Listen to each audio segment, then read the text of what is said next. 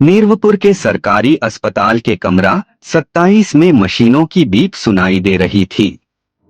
एक 19 साल की लड़की रिद्धि कोमा में थी, हालत बेहद गंभीर। उसके चेहरे पर नाखूनों के गहरे निशान थे, जैसे किसी ने जान से मारने के लिए नोचा हो। उसके ठीक बाहर बैठा था उसका 17 साल का भाई आर्यन मलिक, इस केस की तहकीकात में लगा हुआ।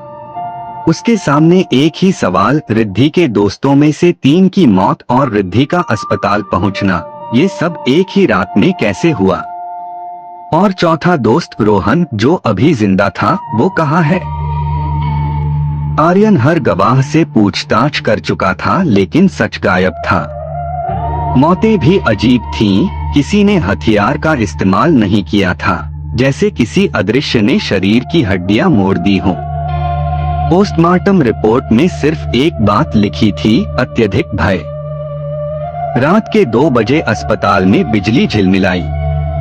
तभी अचानक विराज चिल्लाया, सर, दादी वाली पुरानी हवेली, वही काजिम, वही सबके पीछे है। वह कांप रहा था। इंस्पेक्टर ने उसे संभाला, लेकिन उस पल आवाज आई। पोस्टमार्टम रिपोर्ट रूम में कोई नाच रहा है। ड्यूटी नर्स दौड़ती हुई आई। उसकी आंखें दहशत से फैली थीं। इंस्पेक्टर तुरंत बेसमेंट में उतरा। अंधेरा, बदबू और चारों तरफ पोस्टमार्टम टेबलें। एक टेबल पर कोई खड़ा था, रोहन। बिल्कुल सामान्य खड़ा, लेकिन उसके गले से दूसरी आवाज बोल रही थी, हम सब फिर एक होंगे, उसे जगना होगा। अचानक रोहन का शरीर दीवार से टकराकर टूटा और वहीं मर गया। इंस्पेक्टर डरा, लेकिन उसने रिद्धि के कमरे की ओर दौड़ लगा दी।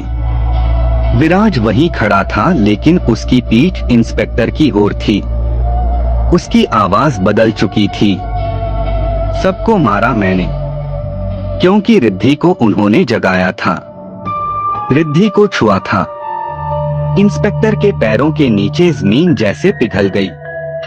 तभी रिद्धि ने पहली बार आंखें खोली। उसकी पुतलियां पूरी काली थीं। उसने मुस्कुराकर कहा, मेरे भाई ने मुझे बचाया। जो भी मुझसे दूर रखेगा मर जाएगा। इंस्पेक्टर के पीछे दरवाजा अपने आप बंद हो गया। हवा में फुसफुसाहट तैर गई। अब बारी तुम्हारी है। बाहर पूरे अस्पताल में चीखें गूंजने लगी।